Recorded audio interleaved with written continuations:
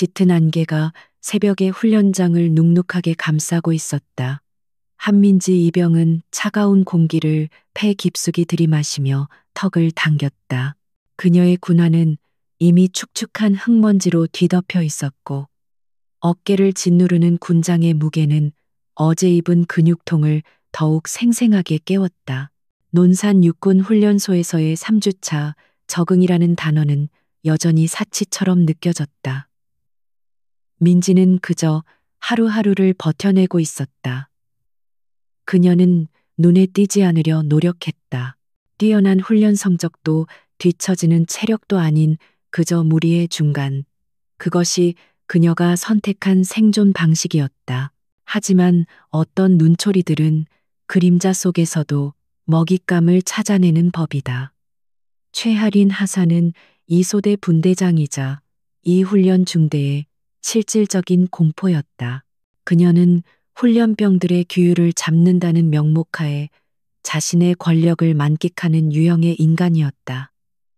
유난히 날카로운 그녀의 눈은 입소 첫날부터 한민지를 포착했다. 민지의 단정한 용모, 흔들림 없는 눈빛, 그리고 무엇보다도 불필요한 불평이나 아부 없이 묵묵히 제 할 일을 해내는 그 태도가 최 하사의 심기를 건드렸다. 그것은 굴복하지 않는 자의 오만함으로 익혔다. 오늘 아침 구보에서 사소한 실수가 빌미가 되었다. 민지의 군화끈이 풀어진 것을 최 하사가 매의 눈으로 발견한 것이다. 그것은 누구에게나 일어날 수 있는 일이었지만 최 하사에게는 민지를 공개적으로 압박할 완벽한 구실이 되었다. 한민지 훈련병. 정신 상태가 아주 해이해졌군. 연병장을 가로지르는 최 하사의 목소리는 얼음장처럼 차가웠다. 그녀는 민지를 전체 동기들 앞에서 세워두고 거의 10분간 모욕적인 언사를 쏟아냈다. 민지는 입술을 굳게 다문 채 그 모든 것을 견뎌냈다. 그녀의 침묵은 불길에 기름을 붓는 격이었다.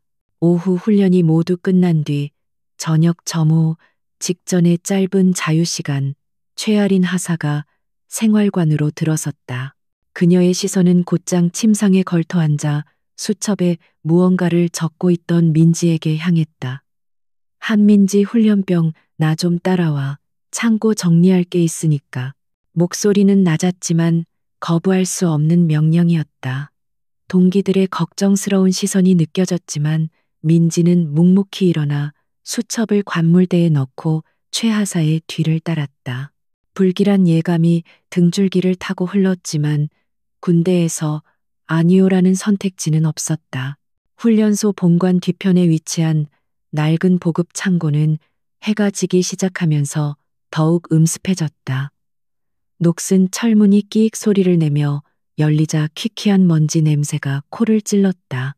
최 하사는 안으로 성큼 들어서더니 구석에 쌓인 더러운 천막 더미를 턱짓으로 가리켰다. 저거 오늘 안으로 전부 정리해. 먼지 하나 없이. 그것은 혼자서는 도저히 1시간 안에 끝낼 수 없는 양이었다. 저녁 점호 시간을 맞추지 못하면 민지는 또다시 규율 위반으로 처벌받을 터였다. 민지는 대답 대신 묵묵히 천막 한쪽을 잡았다. 그러자 최 하사가 비웃음인지 모를 소리를 냈다. 아직도 그 눈빛이네. 뭐가 그렇게 잘나서 네가 여기 왜 왔는지 알아. 내까짓게 아무리 잘난 척 해봐야 결국 내 밑에서 기어야 하는 훈련병 나부랭이라는 걸 깨닫게 해주려고.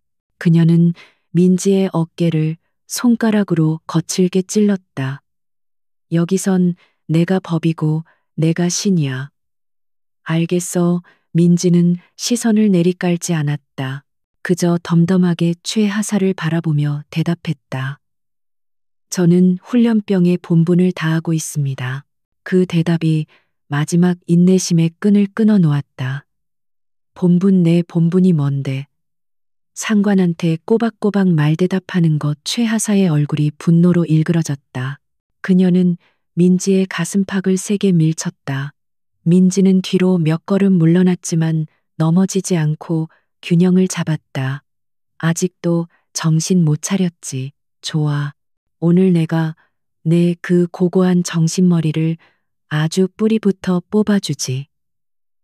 최하사는 창고 구석에 세워져 있던 낡은 총기 개머리판 모형을 집어들었다. 그것은 훈련용 목재 모형이었지만 그 무게는 사람을 다치게 하기에 충분했다. 무릎 꿇어. 최하사가 명령했다. 민지는 움직이지 않았다. 뭐해, 무릎 꿇으라고 최하사의 목소리가 고성을 높였다. 민지는 천천히 입을 열었다. 이유를 모르겠습니다. 제가 잘못한 것이 있다면 정식 절차에 따라 징계해 주십시오. 그 순간 최하사의 이성이 완전히 끊어졌다. 이게 같은 년이 그녀는 개머리판을 높이 치켜들었고 그것을 민지의 머리를 향해 내리치려 했다. 민지는 본능적으로 팔을 들어 막을 준비를 하며 눈을 질끈 감았다. 바로 그때였다. 끼익, 창고 문이 다시 한번 거칠게 열렸다. 최하사의 동작이 공중에서 멈췄다. 두 사람의 시선이 문 쪽으로 향했. 거기에는 훈련소 면회객 복장이 아닌 각 잡힌 전투복을 입은 한 여군 장교가 서 있었다. 완벽하게 다려진 전투복 어깨에 빛나는 중위 계급장. 그리고 무엇보다도 민지와 놀랍도록 닮았지만 훨씬 더 날카롭고 차가운 눈매. 그녀는 한유라 중이었다. 민지의 친언니이자 수도방위 사령부 소속의 엘리트 장교였다. 유라는 오늘 비번을 이용해 동생을 깜짝 방문할 계획이었다. 훈련소 본부에서 면회 신청을 하던 중 행정반 병사들 사이에서 707 여장군의 딸이 입소했다는 소문과 함께 이소대 분대장이 그 훈련병을 유독 심하게 다룬다는 이야기를 우연히 엿들었다. 불길한 예감에 그녀는 면회 절차를 잠시 미루고 곧장 이소대 생활관으로 향했다. 그리고 생활관 앞에서 민지가 최하사를 따라 창고로 향하는 것을 목격했다. 유라는 직감적으로 무언가 잘못되었음을 깨닫고 조용히 그들의 뒤를 밟았다. 최아린 하사는 눈앞에 장교를 보고 당황했지만 곧 상황을 수습하려 했다. 그녀는 어색하게 개머리판을 내리며 경례를 붙였다. 충성, 이소대 분대장 최아린 하사입니다. 누구신지 유라는 최하사의 말을 가차없이 끊었다. 그녀의 시선은 최하사의 손에 들린 개머리판과 민지의 굳은 얼굴을 번갈아 훑었다. 방금 뭐 하는 거였지? 최하사 목소리는 조용했지만 얼음처럼 차가웠다. 그 위압감은 단순한 중위의 것이 아니었다. 아, 그게 훈련병이 창고 정리를 하다가 태도가 불량해서 최하사는 횡설수설하며 변명을 늘어놓기 시작했다. 유라는 그녀에게 한 걸음 다가섰다.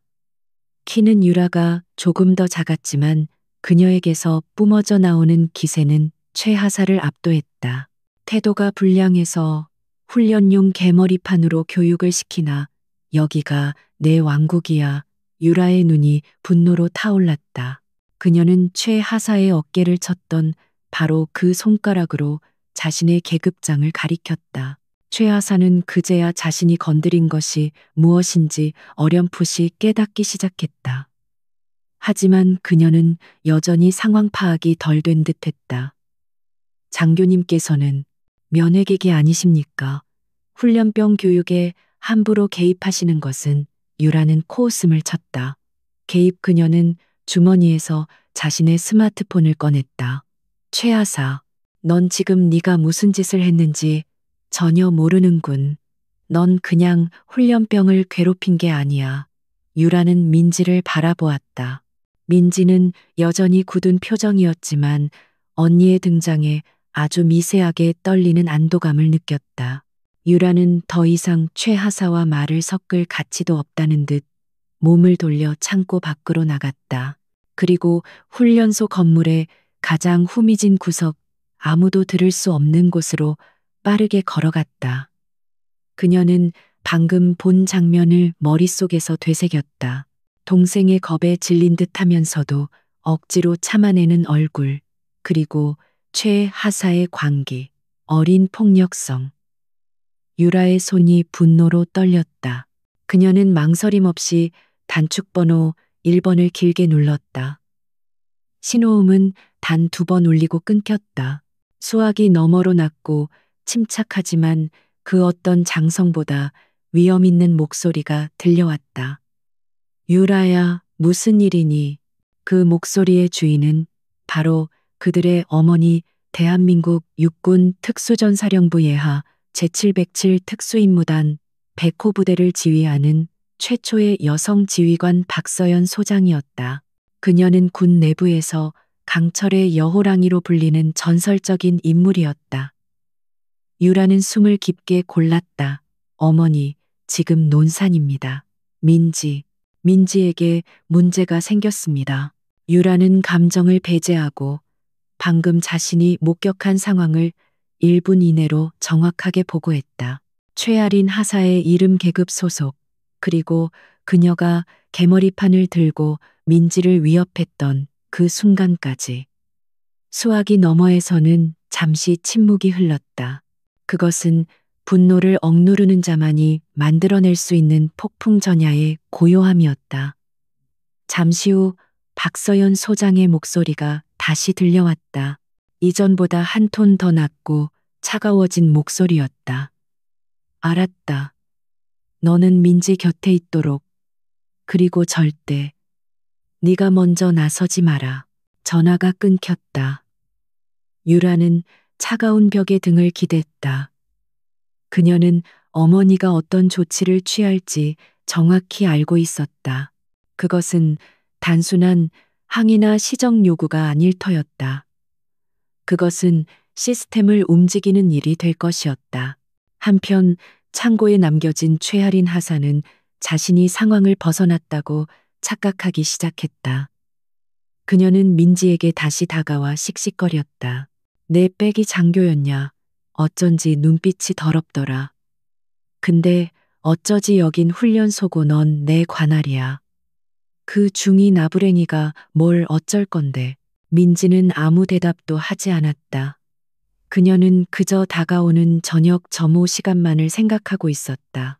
하지만 그녀가 모르는 사이 대한민국 육군의 가장 강력한 부대 중 하나를 지휘하는 사령부에서 한 통의 전화가 논산훈련소가 속한 육군 제32보병사단 사단장실로 연결되고 있었다.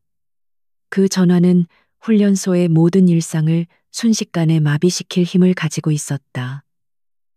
폭풍은 이미 시작되고 있었다. 한유라 중위와의 통화가 끊긴 후 박서연 소장의 집무실에는 무거운 침묵이 감돌았다. 대한민국 특수전사령부의 심장 제707 특수임무단의 지휘관실은 그 명성에 걸맞게 한치의 흐트러짐도 없었다. 벽에 걸린 부대기와 작전 지도만이 그녀가 짊어진 무게를 말해주고 있었다. 박 소장은 수화기를 내려놓았지만 시선은 창밖의 어둠이 아닌 책상 위의 서류에 고정되어 있었다. 그녀의 표정에는 분노나 놀람 대신 잘 벼린 칼날 같은 차가운 결단력이 서려 있었다.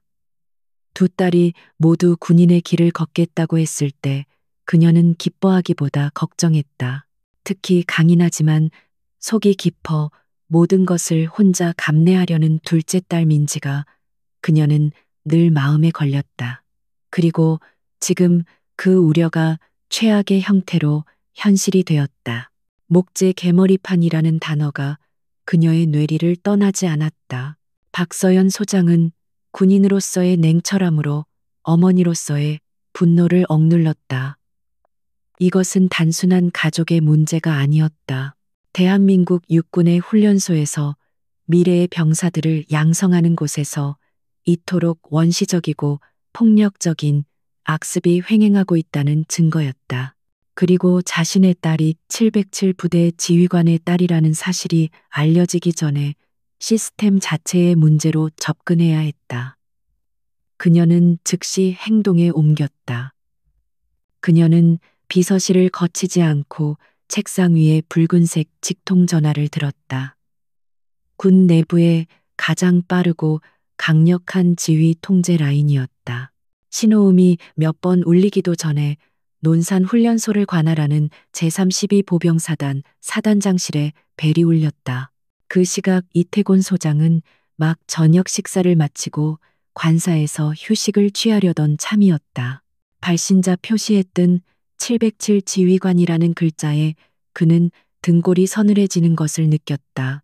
충성 사단장 이태곤 소장입니다. 이태곤 소장은 본능적으로 허리를 꼿꼿이 세우며 전화를 받았다. 박서연 소장의 이름은 육군 내에서 모르는 사람이 없었다. 그녀는 최초의 여성 특전사 지휘관이었고 그 실력과 강직함은 전설에 가까웠다. 그녀가 자신에게 직접 전화를 걸 일은 거의 없었다. 이 장군, 박서연입니다. 밤늦게 미안하군요. 박 소장의 목소리는 평소처럼 침착했지만 그 안에 담긴 냉기는 수화기를 뚫고 전해졌다. 이태곤 소장은 마른 침을 삼켰다. 아닙니다. 박 장군님, 무슨 일이십니까? 그는 혹시 훈련소에서 훈련 중이던 특전사 요원에게 문제가 생겼나 생각했다. 이 장군, 지금 즉시 귀관의 사단 예하 육군 훈련소 전체의 비상을 발령하고 전 병력을 연병장에 집합시키시오. 명령은 단호하고 명확했다. 이태곤 소장은 순간 자신의 귀를 의심했다. 예, 비상. 말씀이십니까? 혹시 적 침투 상황입니까? 적은 내부에 있습니다. 이 장군. 박 소장의 목소리가 한층 더 낮아졌다. 방금 기관의 훈련소에서 훈련병에 대한 가혹행위와 무기 모형을 이용한 폭행 시도가 포착되었소. 심각한 규율 위반이자 군형법 위반 사안입니다. 이태곤 소장의 얼굴이 하얗게 질렸다. 훈련병 가혹행위. 그것은 사단장의 군 생활을 통째로 날려버릴 수 있는 가장 치명적인 문제였다. 박 장군님, 그게 무슨... 박서연 소장은 그의 말을 잘랐다. 지금 당장 훈련소의 모든 출입구를 봉쇄하고 면회객을 포함한 모든 외부인의 출입을 전면 통제하시오. 내 감찰팀과 헌병대가 30분 내로 헬기 편으로 그곳에 도착할 겁니다. 그들이 상황을 인계받을 때까지 단 한 명도 부대 밖으로 나갈 수 없소. 그녀는 내 감찰팀이라고 분명히 말했다. 사단 자체 감찰이 아닌 707의 자체 감찰 인력이 투입된다는 의미였다. 이태곤 소장은 이제 이것이 단순한 경고가 아님을 깨달았다. 이것은 707 부대장의 직접적인 무력 개입이었다. 그는 떨리는 목소리로 물었다. 박 장군님, 혹시 그 피해 훈련병이 특전사와 관련이 있습니까? 그는 이 사태의 무게를 가늠하려 했다. 박서연 소장은 잠시 침묵했다. 그리고는 무거운 목소리로 말했다. 피해 훈련병은 한민지 이병, 내 딸이오. 그 한마디에 모든 것이 설명되었다. 이태곤 소장은 눈앞이 캄캄해졌다. 707 사령관의 딸이 자신의 관할 구역에서 하사관에게 개머리판으로 맞을 뻔했다. 이것은 단순한 사고가 아니라 전쟁의 서막이었다. 하지만 이 장군, 박 소장의 목소리가 다시 이어졌다. 이것이 내 딸의 문제이기 전에 귀관의 부대 지휘 책임 문제입니다. 내 팀이 도착하기 전까지 현장을 보존하고 관련자 전원을 격리시키시오. 특히 이소대 분대장 최아린 하사. 전화가 끊겼다. 이태곤 소장은 몇 초간 멍하니 수화기를 들고 있었다. 이윽고 그는 관사 전체가 울릴 정도로 고함을 질렀다. 당직 사령, 당장 훈련소 비상벨, 올려전, 부대 비상 소집, 훈련소장, 당장 내 사무실로 튀어오라고 해. 모든 위병소, 지금 당장 폐쇄해. 30분 안에 707 감찰팀이 들이닥칠 거다. 그의 목소리에는 공포와 분노가 뒤섞여 있었다. 그 순간 논산훈련소 전체에 정막을 깨는 날카로운 사이렌 소리가 울려 퍼졌다. 화재 경보나 훈련 사이렌이 아니었다. 그것은 실제 비상사태 혹은 적침 투시에만 울리는 듣는 이의 심장을 멎게 하는 비상경보였다. 생활관에서 잠시 쉬거나 전화를 하거나 면회실로 향하던 모든 훈련병과 기관병들이 일제히 얼어붙었다.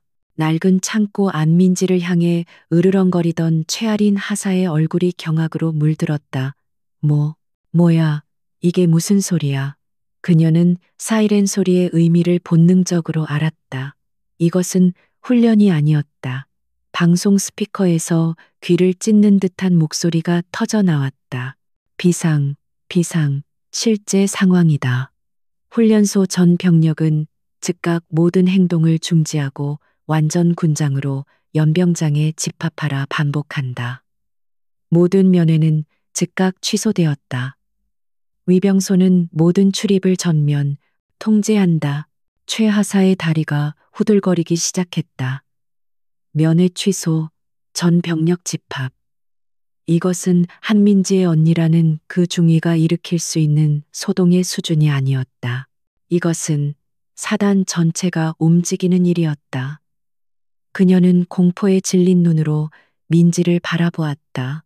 민지 역시 창백해진 얼굴로 울려 퍼지는 사이렌 소리를 듣고 있었다. 그녀는 이것이 언니 유라와 관련이 있음을 직감했지만 사태가 이토록 거대하게 번질 것이라고는 상상도 못했다. 창고 밖 어둠 속에 몸을 숨긴 한유라 중위는 차가운 미소를 지었다. 그녀는 요란한 사이렌 소리를 들으며 휴대전화 너머로 들려왔던 어머니의 마지막 한마디를 떠올렸다. 폭풍은 내가 시작한다. 하지만 끝맺음은 네 동생이 스스로 하게 될 것이다.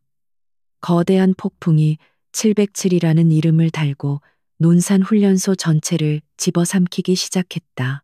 비상 사이렌이 칠흑 같은 논산의 밤 공기를 찢었다. 훈련소는 순식간에 벌집을 쑤신 듯 아수라장이 되었다. 생활관 복도를 울리는 수백 개의 군화소리 분대장들의 고함 철제 관물대가 부딪히는 소리가 뒤섞여 혼돈의 교향곡을 만들어냈다. 방금 샤워를 마친 훈련병 저녁 식사 후 휴식을 취하던 기관병. 심지어 면회실에서 가족과 마지막 인사를 나누려던 이들까지 모두가 공포와 혼란에 휩싸여 연병장으로 뛰쳐나갔다. 낡은 창고 안에 있던 최아린 하사와 한민지, 이병도 예외는 아니었다. 젠장, 뭐야 빨리 안 뛰어. 최 하사는 본능적인 공포를 감추기 위해 민지에게 고함을 질렀다. 그녀는 서둘러 창고 문을 잠그고 생활관으로 달려갔다. 민지도 그 뒤를 따랐다. 그녀의 심장은 거대하게 울리는 사이렌 소리만큼이나 요란하게 뛰고 있었다. 이것은 단순한 훈련병 교육 문제가 아니었다. 사단 전체를 움직이는 거대한 사태였다. 수천 명의 병력이 거대한 연병장을 가득 메웠다. 연병장 가장자리를 둘러싼 거대한 서치라이트가 일제히 불을 밝히며 마치 대낮처럼 환하게 주위를 비췄다. 갓 입소한 훈련병부터 노련한 부사관과 장교들까지 모두가 완전 군장을 한 채 숨을 죽이고 서 있었다. 그들의 얼굴에는 피로와 함께 도대체 무슨 일이 벌어지고 있는가 하는 극도의 불안감이 서려 있었다. 훈련소 개소 이래 이런 식의 전면적인 비상 소집은 거의 전례가 없는 일이었다. 단상 위로 이태곤 사단장이 모습을 드러냈다. 그의 이마에는 식은땀이 배어 있었고 분노와 당혹감이 뒤섞인 붉은 얼굴은 서치라이트 빛을 받아 더욱 흉흉하게 번들거렸다. 그는 마이크를 잡았지만 몇 초간 아무 말도 하지 못했다. 그는 방금 훈련소장으로부터 사태의 윤곽을 보고받았다. 박서연 장군의 딸 707의 그림자. 그는 이 거대한 소동의 원인이 고작 하사 한 명의 어리석은 짓 때문이라는 것을 믿을 수가 없었다. 전 훈련소 병력은 주목 이태곤 소장의 목소리는 스피커를 타고 울려 퍼졌지만 평소의 위험은 온데간데 없이 미세하게 떨리고 있었다. 금일 우리 훈련소 내에서 군의 명예를 심각하게 실추시키는 절대로 용납될 수 없는 불상사가 발생했다. 이에 본관은 육군 규정에 의거하여 사단장 직권으로 그는 말을 잇지 못하고 마른 침을 삼켰다. 박서연의 감찰팀이 도착하기 전에 무언가 조치를 취하는 모습을 보여야만 했다. 이 소대 대열에 서 있던 최아린 하사는 사단장의 얼굴을 보자 심장이 발밑까지 떨어지는 것을 느꼈다. 그녀는 바보가 아니었다. 용납될 수 없는 불상사. 그 단어가 자신의 귀에 사형 선고처럼 들렸다. 그녀는 필사적으로 주위를 둘러보았다. 모든 면회객이 퇴소 조치되었고 위병소는 폐쇄되었다. 한유라 중이라는 그 여자는 어디로 갔을까? 그녀는 떨리는 시선으로 같은 대열에 서 있는 한민지를 바라보았다. 민지는 미동도 없이 정면을 응시하고 있었다. 그녀의 표정은 차분했지만 굳게 담은 입술은 그녀가 느끼는 내면의 압력을 보여주고 있었다. 그녀 역시 이 모든 사태가 자신과 언니 때문에 벌어졌음을 깨달았다. 하지만 그녀가 예상했던 것은 이런 거대한 군대의 움직임이 아니었다. 그녀는 그저 조용히 훈련을 마치고 싶었을 뿐이었다. 이제 그녀는 이 거대한 폭풍의 눈이 되어버렸다. 이태곤 소장이 다시 입을 열려던 그 순간이었다. 연병장 한쪽 구석 어둠 속에서 여러 대의 차량 헤드라이트가 동시에 켜졌다. 지축을 울리는 굉음과 함께 검은색 헬기 2대가 강력한 탐조등을 쏘며 연병장 상공으로 접근했다. 그것은 32사단 소속 헬기가 아니었다. 날렵하고 위압적인 검은 동체 측면에 선명하게 새겨진 ROKA의 SOF라는 글자. 707 특수임무단 소속의 블랙호크였다. 헬기 2대가 연병장 중앙에 착륙하자 사단장 이하 모든 지휘관의 얼굴이 잿빛이 되었다. 이것은 감찰이 아니라 점령에 가까웠다. 헬기의 측면 도어가 열리고 완전 무장한 헌병대 CID 병력과 함께 계급장 대신 감찰 완장을 찬 정예 장교들이 쏟아져 나왔다. 그들은 사단장에게 경례조차 하지 않고 곧장 대열을 가로질러 왔다. 그들의 선두에는 냉철한 인상의 한 중령이 서 있었다. 그는 707 감찰실장이었다. 그는 이태곤 소장 앞을 지나쳐 단상 위에 마이크를 빼앗아 들었다. 사단장의 체면은 안중에도 없었다. 지금부터 제707 특수임무단 감찰실에서 본 사안을 직접 조사한다. 32사단 헌병대는 현장 통제 및 질서 유지를 지원하도록. 그의 목소리는 기계처럼 차갑고 정확했다. 이태곤 소장은 치욕감에 얼굴이 일그러졌지만 아무 말도 할 수 없었다. 자신의 작전 구역 한복판에서 상급 부대도 아닌 타 부대에게 지휘권을 빼앗긴 셈이었다. 감찰실장은 종이 한 장을 들고 외쳤다. 육군훈련소 2소대 분대장 최아린 하사. 최아린 하사의 어깨가 벼락을 맞은 듯 튀어올랐다. 그녀의 주변에 있던 모든 병사들이 일제히 그녀를 바라보았다. 육군훈련병 한민지, 이병 민지의 이름도 호명되었다. 민지는 침착하게 이병 한민지라고 복창했다. 감찰실장의 시선이 민지에게 잠시 머물렀다.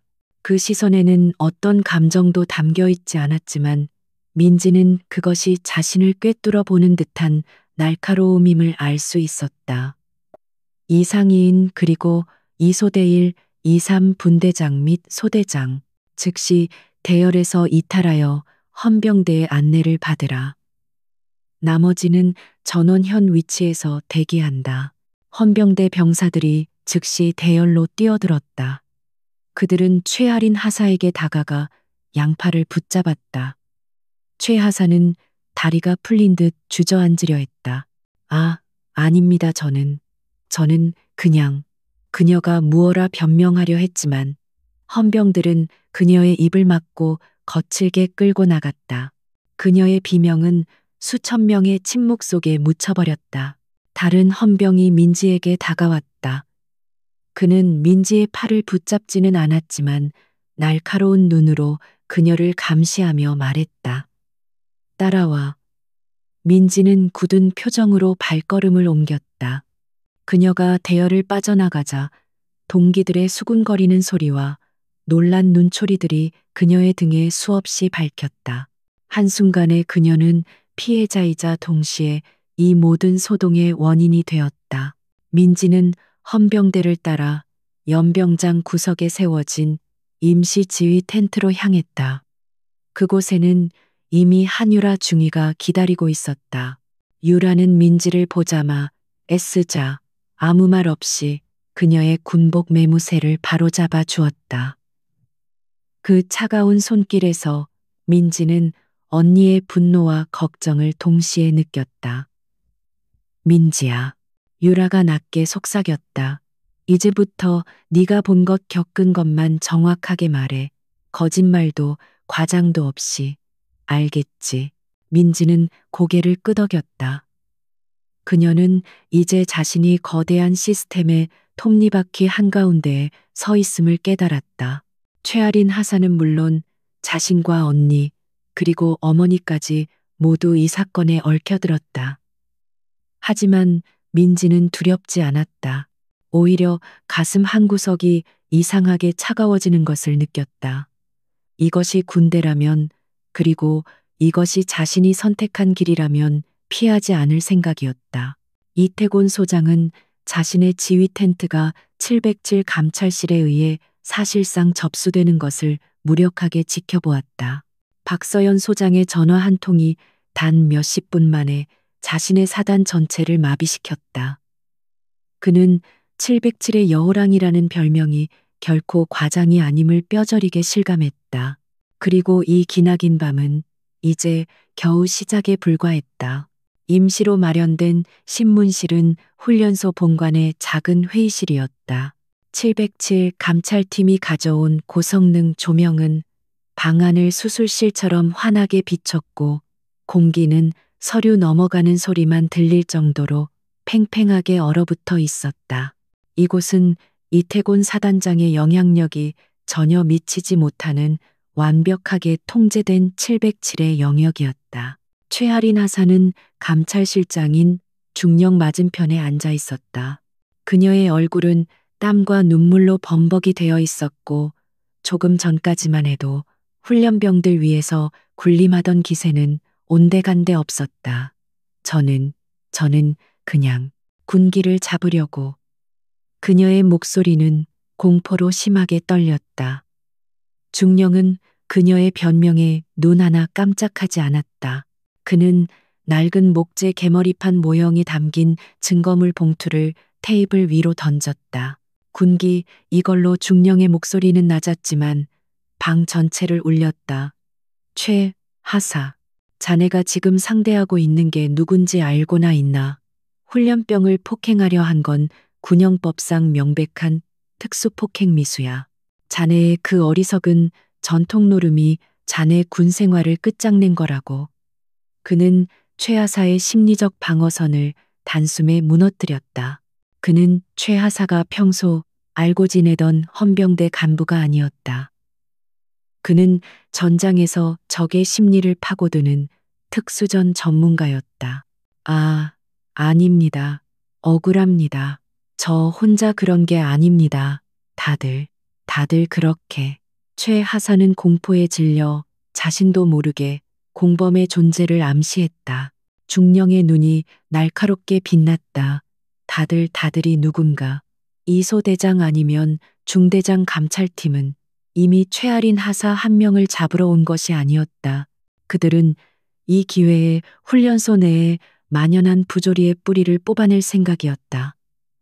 최 하사의 절박한 자백은 그들이 찾던 첫 번째 실마리였다. 다른 방에서는 한민지 이병이 2명의 감찰관 앞에서 조사를 받고 있었다. 분위기는 엄숙했지만 최 하사의 방과는 달리 위압적이지 않았다. 그들은 민지를 피해자로 대하는 동시에 증인으로서 존중했다. 한민지 이병, 편하게 앉도록 수석 감찰관이 말했다. 지금부터 이병이 겪은 모든 일을 느낀 점이 아니라 사실에 입각해서만 말해줬으면 한다. 민지는 잠시 눈을 감았다가 떴다. 그녀는 준비되어 있었다. 예, 알겠습니다. 그녀는 군복상의 주머니에서 작은 수첩 하나를 꺼냈다. 감찰관들의 시선이 수첩에 고정되었다. 입소 첫 주부터 오늘까지 최하린 하사 및 타 간부들에 의해 발생한 모든 주요 상황을 기록했습니다. 민지의 목소리는 떨림없이 차분했다. 그녀는 감정에 호소하는 대신 자신이 훈련받은 대로 사실을 보고했다. 수첩에는 날짜, 시간, 장소, 그리고 최 하사가 했던 모욕적인 발언이나 부당한 지시 내용이 육하원 측에 따라 건조하게 적혀 있었다. X월 X일 14시 30분 개인화기 사격술 훈련 중 타당한 이유 없이 본인만 방탄모를 쓴 채 30분간 머리 박아 얼차려 지시. X월 X일 21시 0분 점호 시간 전 동기들 앞에서 내년 눈빛이 마음에 안 든다는 이유로 1시간 동안 욕설 및 인격 모독. 그리고 마지막 장에는 오늘 창고에서 있었던 일이 적혀 있었다. 최 하사 정신머리를 뽑아주겠다며 목재 개머리판을 들고 본인을 위협, 살해 위협으로 인지됨. 감찰관들은 수첩을 넘겨받아 읽어내려가면서 얼굴이 굳어졌다. 이것은 단순한 진술서가 아니었다. 그것은 한 개인이 시스템의 폭력에 맞서 자신을 지키기 위해 처절하게 기록한 완벽한 증거 자료였다. 민지의 침착하고 이성적인 대응은 그 어떤 눈물 어린 호소보다 더 강력하게 사태의 심각성을 증명했다. 감찰관 중 한 명이 물었다. 이런 일을 겪으면서 왜 상급부대나 소원 수리를 통해 보고하지 않았나? 민지는 고개를 들고 감찰관을 똑바로 바라보았다. 보고 절차를 신뢰하지 않았습니다. 소대장님은 최 하사의 모든 행동을 알고 있었지만 묵인하셨습니다. 중대장님께서는 훈련병은 원래 그렇게 구르는 것이라고 말씀하시는 것을 직접 들었습니다. 그 한마디에 모든 것이 담겨 있었다. 이것은 최 하사 개인의 일탈이 아니라 지휘 계통 전체가 암묵적으로 동의한 시스템의 균열이었다. 감찰팀은 즉시 이 소대의 다른 훈련병들을 무작위로 소환해 개별 면담을 시작했다. 처음에는 모두가 보복이 두려워 입을 다물었다. 하지만 707 감찰팀이 사단장의 지휘 계통과 무관하게 움직인다는 사실과 한민지 이병의 구체적인 증거가 확보되었다는 것이 알려지자 두근 터지기 시작했다. 훈련병들은 그동안 최 하사뿐만 아니라 다른 분대장들, 심지어 소대장인 박중희에게까지 당했던 부당한 처사들을 쏟아내기 시작했다. 조사는 걷잡을 수 없이 확대되었다. 단순 가혹 행위를 넘어 훈련 물자 횡령 의혹 간부들의 잦은 근무지 이탈 심지어 훈련 성적 조작 정황까지 드러났다. 최아린 하사라는 작은 바늘구멍이 훈련소 전체를 지탱하던 부패한 전통이라는 댐을 무너뜨리고 있었다. 한편 자신의 집무실에서 초조하게 상황을 지켜보던 이태곤 소장은 속이 타들어갔다. 그는 감찰팀의 진행 상황을 물으려 했지만 707 감찰실장은 조사 중인 사안입니다.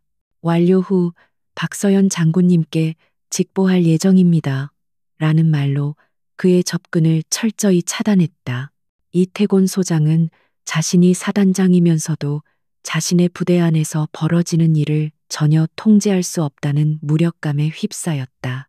그는 이제야 깨달았다. 자신이 엄격한 군기 혹은 훈련소의 전통이라는 이름으로 얼마나 많은 부조리와 불의를 외면해 왔는지를. 박서연 소장의 전화 한 통은 단순히 딸을 구하기 위한 것이 아니었다. 그것은 이 썩어빠진 시스템 전체에 대한 경고이자 이태곤 소장 자신을 향한 심판의 시작이었다. 그는 자신의 군 경력이 이 밤을 기점으로 끝나가고 있음을 직감했다. 밤새 이어진 강도 높은 조사는 논산 훈련소의 공기를 완전히 바꿔놓았다. 다음 날 아침 비상사태는 해제되었지만 연병장을 가득 메운 수천 명의 병력은 그 자리에 없었다. 하지만 보이지 않는 폭풍의 잔해는 훈련소 전체를 무겁게 짓눌렀다. 훈련 일정은 전면 중단되었고 병사들은 생활관에서 대기하라는 명령을 받았다. 그리고 그 침묵 속에서 훈련소 역사상 가장 강력한 소문이 번개처럼 퍼져나가기 시작했다. 그 한민지 이병 707 박서연 소장 딸이래. 누가 시작했는지 모를 그 말은 행정반을 거쳐 기관병들의 입을 타고 마침내 훈련병들의 귀까지 전달되었다. 강철의 여호랑이 육군 최초의 여성 특전사령관 걸어다니는 전설. 박서연 소장의 이름이 가진 무게는 훈련병들조차 익히 알고 있었다. 어젯밤 사단장까지 동원시킨 그 거대한 소동의 이유가 바로 그 전설적인 여장군의 딸이 연관되어 있었다는 사실 하나로 모든 것이 설명되었다. 이 소대 생활관의 분위기는 싸늘하게 얼어붙었다. 동기들은 더 이상 한민지를 예전처럼 대하지 못했다. 어떤 이들은 그녀를 경외감 어린 눈으로 바라보았고 어떤 이들은 그녀가 처음부터 자신들과 다른 존재였다는 사실에 거리감을 느꼈다. 또 다른 이들은 어젯밤의 소동이 자신들에게 불똥이 튈까봐 전전긍긍하며 그녀의 눈치를 살폈다. 민지는 한순간에 동기들 사이에서 완벽하게 고립되었다. 그녀는 더 이상 훈련병 동기 한민지가 아닌 박서연 소장의 딸이었다. 이 소문은 절망의 늪에 빠져 있던 최하린 하사에게 마지막 발악의 기회를 제공했다. 밤샘 조사로 초췌해진 그녀는 자신을 신문하던 감찰관에게 이 소문을 듣자 돌연 태도를 바꿨다. 그녀는 공포에 질린 피해자에서 거대한 권력의 희생양으로 자신을 포장하기 시작했다. 저는 속았습니다. 그 한민지 이병이. 그녀는 테이블을 치며 울부짖었다. 그 계집애가 처음부터 자기가 누군지 숨기고 저를 함정에 빠뜨린 겁니다. 최 하사의 논리는 단순했다. 소장 딸이라는 걸 알았으면 제가 미쳤다고 걔를 건드렸겠습니까, 걔가 일부러 저를 자극하고 제 약점을 잡아서 자기 엄마 백으로 저를 매장시키려고 한 겁니다. 이건 공정한 조사가 아닙니다.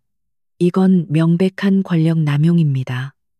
그녀의 절박한 외침은 707 감찰팀에게는 통하지 않았지만 소문은 훈련소 내부에 또 다른 파장을 일으켰다. 최 하사와 가깝게 지냈거나 그녀의 부조리에 동조했던 일부 부사관들 사이에서 동정론이 일기 시작했다. 최 하사가 잘못한 건 맞지만 소장딸이 그걸 빌미로 부대 전체를 뒤집어 엎는 건 너무하지 않나. 훈련병이 분대장 맘에 안 든다고 엄마한테 일러 바친 꼴이잖아. 이 왜곡된 소문은 민지를 피해자에서 권력을 등에 업고 상관을 모함한 자로 둔갑시키려 했다. 민지는 이 모든 분위기의 변화를 피부로 느끼고 있었다. 자신을 향한 동기들의 어색한 시선, 심지어 간부들조차 자신을 어떻게 대해야 할지 몰라 전전긍긍하는 그 태도, 그 모든 것이 그녀를 견딜 수 없게 만들었다. 어젯밤 언니 한유라 중이가 했던 말이 떠올랐다. 폭풍은 내가 시작한다. 하지만 끝맺음은 네 동생이 스스로 하게 될 것이다. 민지는 깨달았다. 어머니의 개입은 썩어버린 시스템의 문을 강제로 열어젖힌 것에 불과했다. 하지만 그 안에 오물을 청소하고 자신의 명예를 바로 세우는 것은 오롯이 자신의 몫이었다. 지금 이대로라면 그녀는 최하사의 부조리를 밝혀낸 용감한 훈련병이 아니라 엄마 백으로 상관을 찌른 훈련병으로 기억될 터였다. 이것은 그녀가 군대에 입대하며 각오했던 싸움과는 전혀 다른 종류의 것이었다. 그녀는 더 이상 이 상황을 방관할 수 없다고 결심했다. 그녀는 훈련병의 신분으로 할 수 있는 가장 대담한 행동을 하기로 마음먹었다. 그녀는 생활관을 나와 망설임 없이 복도를 걸어갔다. 그녀의 목적지는 어젯밤 조사를 받았던 그 회의실 707 감찰팀의 임시 지휘소였다. 회의실 앞을 지키던 헌병이 그녀를 막아섰다. 무슨 일인가 훈련병 민지는 흔들림 없는 목소리로 대답했다. 감찰실장님께 드릴 말씀이 있습니다. 정식으로 추가 진술을 요청합니다. 헌병은 훈련병이 감찰실장을 직접 찾은 전례 없는 상황에 당황했지만 박서연 소장의 딸이라는 민지의 얼굴에서 나오는 단호한 기세에 눌려 상급자에게 보고했다. 잠시 후 문이 열리고 감찰실장인 중령이 직접 나왔다. 그는 지친 기색이었지만 여전히 날카로운 눈빛으로 민지를 쏘아보았다. 한민지, 이병 추가로 진술할 게 남았나. 민지는 중령의 눈을 피하지 않고 정면으로 응시하며 또박또박 말했다. 저는 이 사안에 대해 피해자로서가 아니라 대한민국 육군 훈련병으로서 정식으로 발언하고 싶습니다. 중령의 눈썹이 살짝 치켜 올라갔다. 그는 이 당돌한 훈련병에게 흥미를 느꼈다. 좋다. 들어와라. 민지는 회의실 안으로 들어섰다. 방 안에는 여전히 팽팽한 긴장감이 감돌았다. 민지는 테이블 앞에 섰지만 앉지 않았다.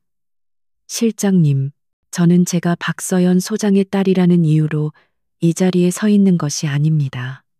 그녀의 목소리는 조용했지만 그 안에 담긴 무게는 방 안의 모든 감찰관들을 집중시켰다. 저는 오늘 한 명의 군인으로서 제가 목격한 지휘 계통의 붕괴와 군 기강의 해이에 대해 증언하러 왔습니다. 이것은 개인적인 보복의 문제가 아닙니다. 한민지 이병의 정식 추가 진술 요청은 707 감찰팀의 조사 방향에 결정적인 전환점이 되었다. 감찰실장은 이 사안이 단순한 훈련병 가혹 행위를 넘어 군 지휘 체계의 근간을 뒤흔드는 심각한 문제임을 상급 지휘관, 즉 박서연 소장에게 직보했다. 박 소장은 이 문제를 훈련소나 사단 수준에서 덮을 수 없도록 국방부 본부 직할의 감사관실에 정식으로 이첩시켰다. 707의 조사는 증거 확보 단계였고 이제 사법 처리라는 본게임이 시작된 것이다. 며칠 후 논산훈련소 대강당에는 전례 없는 규모의 공식 징계심의 위원회가 소집되었다.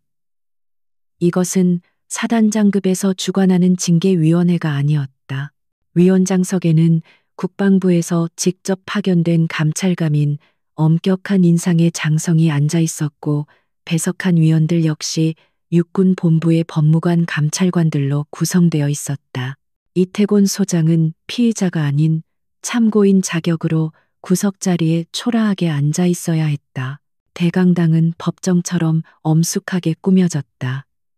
한쪽에는 이소대 소대장과 중대장 그리고 대대장까지 지휘 책임을 물어 징계 대상이 된 간부들이 굳은 얼굴로 앉아 있었다. 그리고 그들 옆 헌병의 감시하에 앉아 있는 최아린 하사의 얼굴은 이미 모든 것을 포기한 듯 잿빛이었다. 반대편 증인석에는 한유라 중위와 한민지 이병이 나란히 앉아 있었다. 위원장의 개회 선언과 함께 첫 번째 증인으로 한유라 중위가 호출되었다. 유라는 흔들림 없는 걸음걸이로 증인석에 섰다. 그녀는 그날 자신이 목격한 모든 것을 군더더기 없이 정확하게 증언했다. 창고문을 열었을 때 최아린 하사는 목재 개머리판을 어깨 높이로 들고 한민지 이병을 위협하고 있었습니다. 명백한 폭행 시도였습니다. 그녀의 증언은 훈련소 CCTV에 찍힌 창고로 향하는 세 사람의 모습과 정확히 일치했다. 다음은 최아린 하사의 변론 시간이었다. 그녀의 변호를 맡은 군 법무관은 어떻게든 형량을 줄여보기 위해 권력 남용에 의한 함정 수사 프레임을 들이밀었다. 피고는 한민지 이병이 박서연 소장의 딸이라는 사실을 전혀 몰랐습니다. 만약 알았다면 이것은 의도적으로 유도된 상황일 수 있습니다. 최 하사 역시 마지막 지푸라기라도 잡는 심정으로 울부짖었다. 억울합니다. 저만 표적이 된 겁니다. 다들 하는 군기 잡기였습니다. 그녀의 발악은 오히려 위원들의 표정을 더욱 차갑게 만들었다. 위원장은 다음 증인을 호명했다. 피해 훈련병 한민지 이병 증인석으로 민지가 자리에서 일어났다. 수천 명의 병력을 지휘했던 사단장도 특수부대 장교인 언니도 국방부의 높은 장성들도 아닌 가장 낮은 계급의 훈련병에게 모든 시선이 집중되었다. 민지는 증인석에 섰다. 그녀는 최 하사를 바라보지도 위원들을 두려워하지도 않았다. 그녀의 시선은 허공의 한 지점에 고정되어 있었다. 한민지 이병, 최아린 하사의 주장에 대해 어떻게 생각하는가? 이것이 개인적인 원한이나 혹은 그대의 배경을 이용한 보복이라고 생각하는가? 위원장이 물었다. 민지는 마이크를 잡고 났지만 분명한 목소리로 입을 열었다. 저는 오늘 최아린 하사를 처벌해달라고 이 자리에 선 것이 아닙니다. 그 의외의 첫마디에 장내가 술렁였다. 저는 피해자로서가 아니라 대한민국 육군의 훈련병으로서 이 사건이 우리 군에 어떤 영향을 미쳤는지에 대해 증언하고자 합니다. 그녀는 자신의 작은 수첩 사본이 위원들 앞에 놓여 있는 것을 확인했다.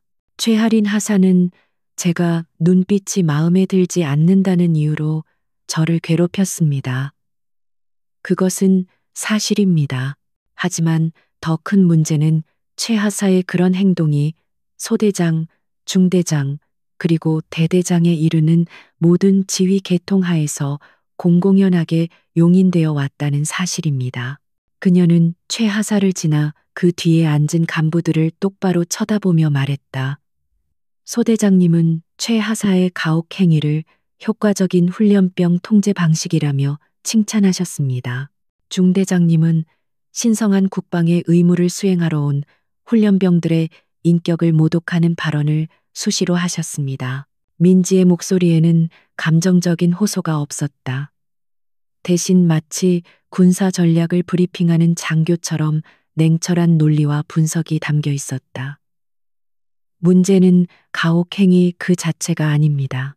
문제는 이러한 불법적이고 비이성적인 악습이 군기라는 이름으로 포장되어 전투력 유지의 핵심인 신뢰와 전우애를 뿌리부터 썩게 만들었다는 점입니다.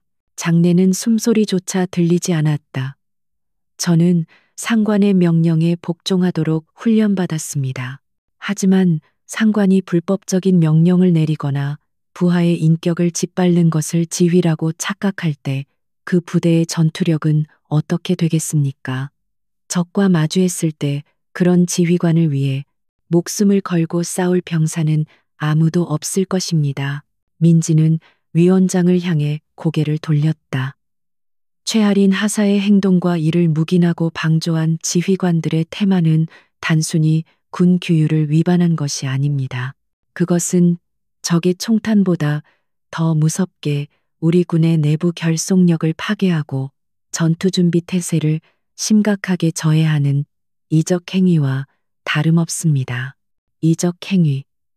그 단어가 대강당을 얼어붙게 만들었다. 훈련병의 입에서 나온 말이라고는 믿을 수 없는 날카롭고 치명적인 분석이었다. 민지는 자신의 배경이나 감정이 아닌 오직 군인의 논리로 이 사태의 본질을 꿰뚫어 버렸다. 그 순간이었다. 모든 희망이 사라졌음을 깨달은 최아린 하사가 갑자기 자리에서 벌떡 일어났다. 그녀의 이성은 완전히 무너져 있었다. 아니야, 아니야, 저 계집의 말이 다 맞아 하지만 나 혼자 그런 게 아니란 말이야. 그녀가 울부짖으며 자신의 상관들을 손가락으로 가리켰다. 소대장님이, 박중희님이 시켰어. 훈련병들 군기 제대로 못 잡는다고 나보고 알아서 처리하라고 했단 말이야. 중대장님도 다 알고 있었어. 다들 한통속이었어. 그것은 최후의 발악이자 모든 것을 끝내는 자백이었다. 이 소대장 박중희의 얼굴이 하얗게 질렸다. 중대장과 대대장은 고개를 숙였다. 이태곤 소장은 눈을 감아버렸다. 최하린 하사의 절박한 폭로는 민지가 논리적으로 제기했던 시스템의 붕괴를 완벽하게 입증하는 마지막 퍼즐 조각이었다. 국방부 감찰감은 더 이상 들을 필요도 없다는 듯 차가운 눈으로 최 하사와 그 상관들을 번갈아 보았다. 한민지라는 이 어린 훈련병이 던진 돌 하나가 훈련소 전체를 지탱하던 거대한 부패의 성벽을 무너뜨린 순간이었다. 징계심의위원회는 최아린 하사의 자폭적인 폭로가 터져나온 직후 사실상 종결되었다. 국방부 감찰감의 표정은 이미 모든 결정을 내린 듯 차가웠다. 더 이상의 변론이나 증언은 무의미했다. 대강당에 모인 모든 이들은 이제 심판의 시간만이 남았음을 직감했다. 판결은 신속하고 단호했다. 최아린 하사는 불명예 전역 처분과 동시에 특수폭행 미수 및 직권남용 가혹행위 혐의로 군사법원에 기소되었다. 그녀는 자신의 계급장이 뜯겨나가는 것을 보며 실신하듯 무너졌고 헌병들에게 끌려나갔다. 훈련병들을 호령하던 그녀의 마지막 모습은 비참했다. 심판의 칼날은 거기서 멈추지 않았다. 최하사의 직속 상관이었던 이 소대장 박중희는 즉각 보직 해임되었으며 징계위원회는 그를 지휘태만 및 가혹행위 방조 혐의로 고발했다. 중대장과 대대장 역시 책임을 피하지 못하고 지휘에서 배제된 채 한직으로 밀려나거나 전역 조치되었다. 가장 큰 파장은 32사단 사령부에서 일어났다. 이태곤 소장은 국방부 감찰감으로부터 사단 지휘 통제 기능의 총체적 부실이라는 치욕적인 평가를 공개적으로 받았다. 며칠 후 그는 건강상의 이유를 들어 조기 전역을 신청했다. 하지만 그것이 사실상 불명예 강제 전역임을 모르는 사람은 아무도 없었다. 논산 훈련병 인권 침해 사건으로 명명된 이 일은 군 내부에서 쉬쉬하며 덮어질 수 있는 수준을 넘어섰다. 오히려 육군 본부는 이를 썩은 환부를 도려낼 기회로 삼았다. 전국의 모든 신병 훈련소를 대상으로 한 고강도 감찰이 시작되었고 전통이라는 이름으로 자행되던 수많은 부조리가 뿌리 뽑히기 시작했다. 국방부 직통으로 신병인권 보호 한라인이 설치되었고 훈련병 동기 간의 관등성명 사용이 일정 부분 완화되었다. 무엇보다 사적 제재나 얼차려에 대한 규정이 강화되어 분대장이나 소대장이 임의로 훈련병을 처벌할 수 있는 권한이 대폭 축소되었다. 훈련소는 군사훈련소가 아닌 교도소 같다는 비판에서 벗어나기 위해 심리 상담 프로그램을 의무화했다. 새롭게 부임한 훈련소장은 취임사에서 전통이라는 이름의 악습은 우리의 적이다 라고 선언했다. 최하린 하사와 같은 구시대의 유물들은 설 자리를 잃었. 훈련소의 공기는 분명히 바뀌었다. 하지만 그 변화의 중심에 선 한민지 이병에게 그 변화는 또 다른 형태의 시련을 안겨주었다. 폭풍이 휩쓸고 간 훈련소에서 한민지 이병은 다시 훈련병의 일상으로 돌아왔다. 물론 그 일상은 이전과 같을 수 없었다. 감히 그 누구도 그녀를 괴롭히지 못했지만 동시에 그 누구도 그녀에게 스스럼 없이 다가가지 못했다. 그녀는 박서연 소장의 딸이라는 보이지 않는 유리벽 안에 갇힌 존재가 되었다. 식사 시간 그녀의 테이블 주변은 항상 미묘한 거리가 유지되었다. 동기들은 그녀에게 말을 걸기 전에 한 번 더 생각했다. 민지야, 이것 좀이라고 부르다가도 제가 하는 생각에 말을 삼켰다. 그녀가 겪었던 고통에 공감하면서도 그녀가 휘두른 힘의 크기에 압도당한 것이다. 민지는 고립되었다.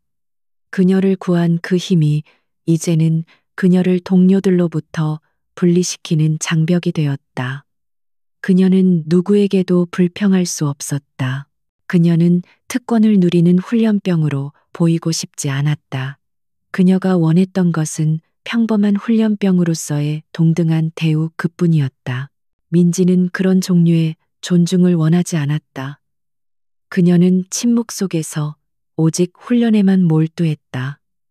그녀는 말이 아닌 실력으로 자신을 증명하기 시작했다.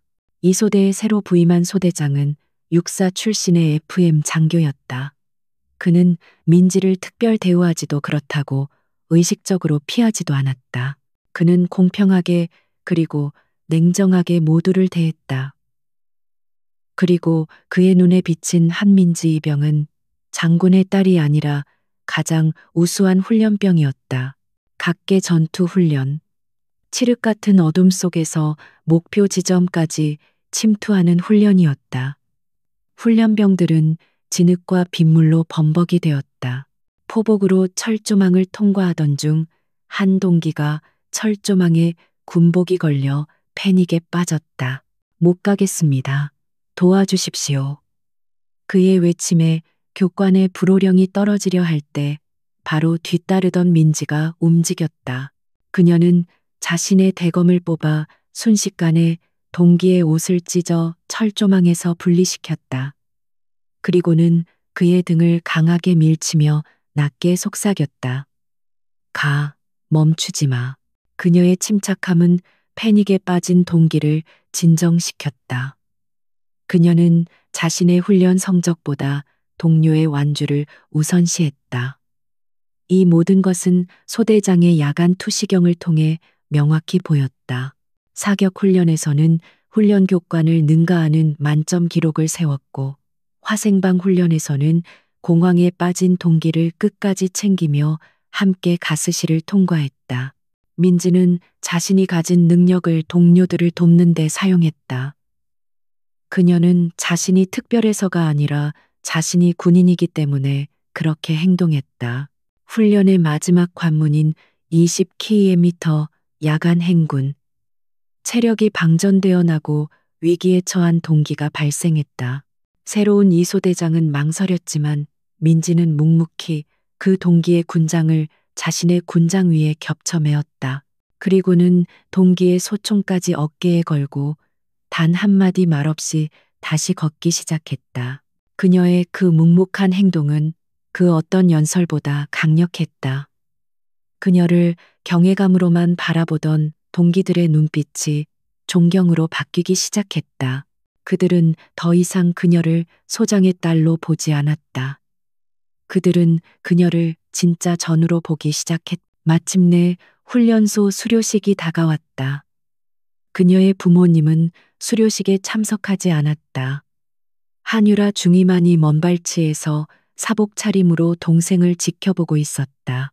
그것은 민지가 원했던 바였다. 박서연 소장의 딸이 아닌 훈련병 한민지로 이 과정을 마치고 싶었다. 한민지 이병은 훈련소장 표창을 받으며 수석으로 훈련을 마쳤다. 그녀의 이름이 호명되었을 때 이소대 동기들은 그 누구보다 큰 소리로 함성을 질렀다. 그녀는 더 이상 어머니의 그림자 속에 있지 않았다.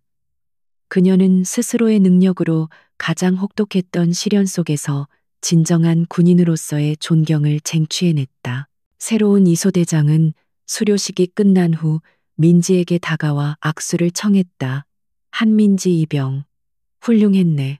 자네는 내가 본 최고의 훈련병이었어. 어느 부대를 가든, 아니, 자네는 이미 진짜 군인이네. 그 악수에는 어떤 편견도 두려움도 없었다. 오직 한 군인이 다른 군인에게 보내는 순수한 존경만이 담겨 있었다. 그로부터 6개월이 흘렀다. 논산에 눅눅했던 흙먼지는 기억 저편으로 사라지고 대신 살을 애는 듯한 강원도의 겨울바람이 한민지 일병의 군복을 파고들었다. 그녀는 이제 훈련병이 아니었다. 대한민국 육군 제12 보병사단 을지부대의 최전방 수색대대 소속 정예병사였다. 훈련소 수석이라는 타이틀은 아무런 의미가 없는 실전과도 같은 훈련만이 유일한 척도인 곳이었다. GOP 철책을 끼고 도는 험준한 산악 지형에서의 정찰 훈련을 막 마치고 복귀한 참이었다. 영하 15도를 밑도는 혹한 속에서 40kg에 육박하는 완전 군장을 메고 2박 3일을 보낸 병사들의 얼굴에는 피로가 서려 있었지만 그들의 눈빛은 훈련병 시절과는 비교할 수 없을 만큼 날카롭게 단련되어 있었다. 한민지는 묵묵히 자신의 K3 기관총을 손질하고 있었다. 그녀의 손은 이미 굳은 살이 박여 거칠어졌고 햇볕과 추위에 그을린 얼굴은 훈련병 시절의 앳된 모습을 찾아보기 힘들었다. 한 일병 오늘 야간 경계 근무 A3 초소 이상 업지 분대장인 김하사가 지나가며 물었다. 그의 목소리에는 소장의 딸을 대하는 어색함 따위는 없었다. 오직 가장 믿음직한 부사수이자 전우를 대하는 신뢰만이 담겨 있었다. 이상 없습니다. 금일, 야간, 기상, 풍속 0.5, 특이 동향 없습니다. 민지는 총기에서 눈을 떼지 않고 간결하게 보고했다. 이곳 수색대대에서 그녀는 더 이상 그 사건의 중심이 아니었다.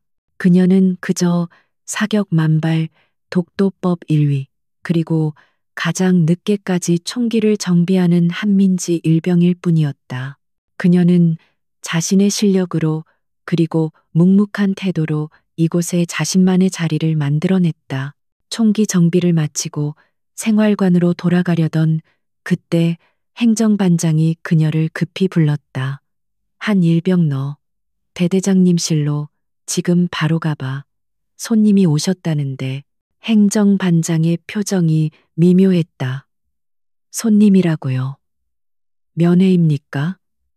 민지는 의아했다. 이곳 최전방 부대까지 그것도 이 혹한의 면회를 올 사람은 언니 한유라 중위 외에는 없었다. 하지만 유라라면 벌써 연락이 왔을 터였다. 대대장실 문 앞에 서자 민지는 본능적으로 군복 매무새를 가다듬었다. 문을 열고 들어서자 대대장이 뜻밖에도 긴장한 기색으로 자리에서 일어나 그녀를 맞았다. 아, 한 일병. 어서 오게. 그리고 대대장의 시선이 향한 곧 집무실 창가에 한 사람이 서 있었다.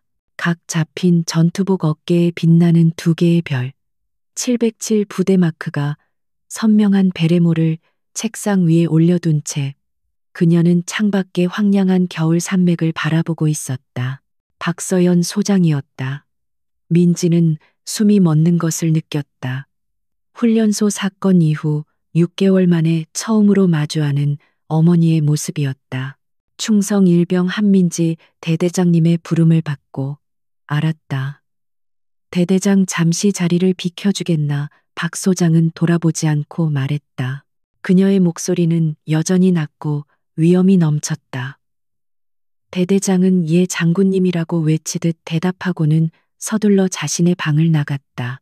방 안에는 오직 두 사람, 한 명의 소장과 한 명의 일병만이 남았다. 정적이 흘렀다. 박서연 소장은 천천히 몸을 돌려 민지를 바라보았다. 그녀의 시선은 딸을 바라보는 어머니의 것이 아니었다. 지휘관이 부하를 훑어보는 날카롭고 엄격한 시선이었다. 그녀는 머리부터 발끝까지 민지의 전투화에 묻은 흙먼지 거칠어진 손등, 그리고 그 흔들림 없는 눈빛을 천천히 뜯어보았다. 한민지 일병. 박 소장이 먼저 입을 열었다. 예, 장군님. 민지는 부동자세로 대답했다. 수색대대 생활은 할 만한가? 그것은 안부 인사가 아니라 확인이었다. 임무 수행에 최선을 다하고 있습니다. 민지는 정석대로 대답했다. 박 소장은 책상으로 다가가 민지가 배속된 이후에 분기별 신상 평가서를 집어들었다. 그녀가 이곳에 온 진짜 이유였다. 자네 중대장이 보고했더군. 현존하는 최고의 전투 부사수. 지시 이전의 상황을 파악하고 어떠한 악조건에서도 불평 없이 임무를 완수함. 꽤 후한 평가로군. 과분한 평가이십니다. 아니, 내가 보낸 훈련소 동기 평가는 더 인상적이더군. 그녀는 우리를 돕지만 우리 위에 서려하지 않는다. 자네가 그곳에서 뭘 얻었는지 정확히 보여주는 말이겠지. 박 소장은 서류를 내려놓고 민지에게 한 걸음 다가섰다. 논산에서의 그 일 말이다.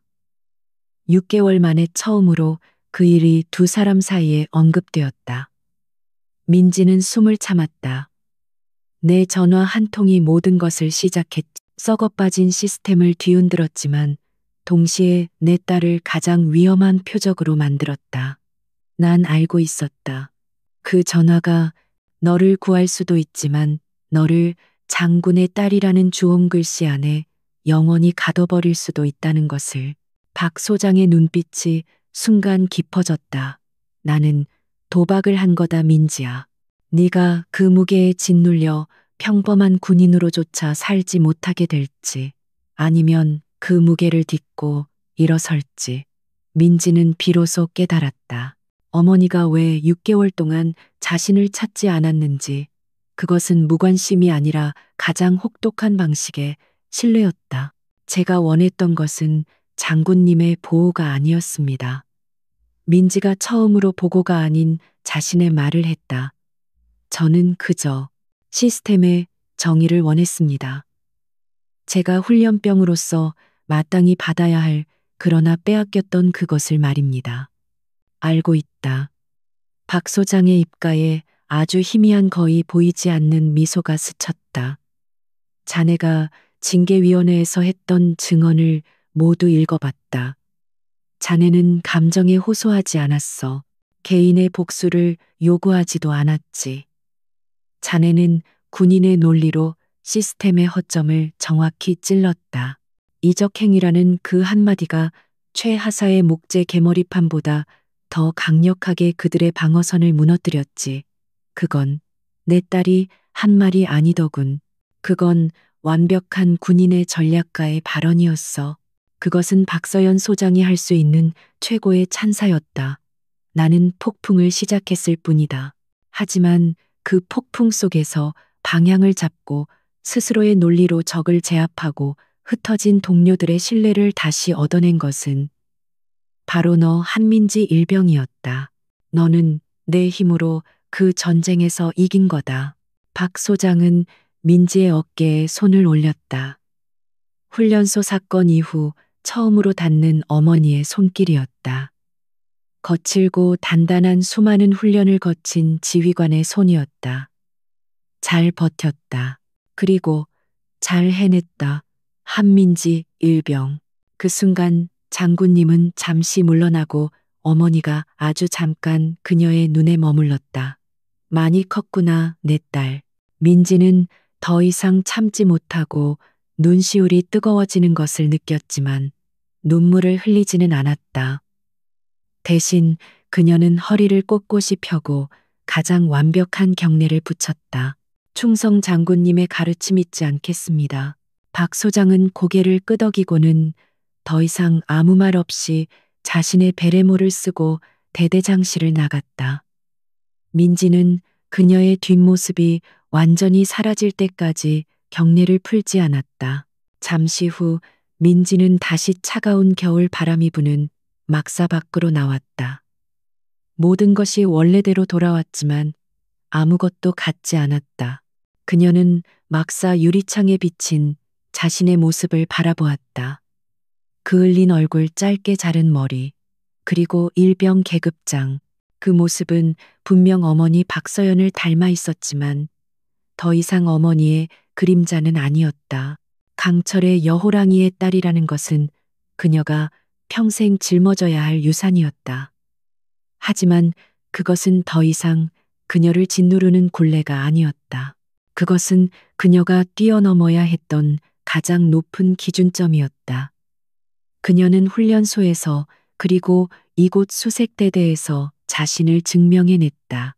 그녀는 어머니의 이름에 기대지 않고 오직 자신의 힘으로 한민지라는 군인의 유산을 스스로 만들어내고 있었다.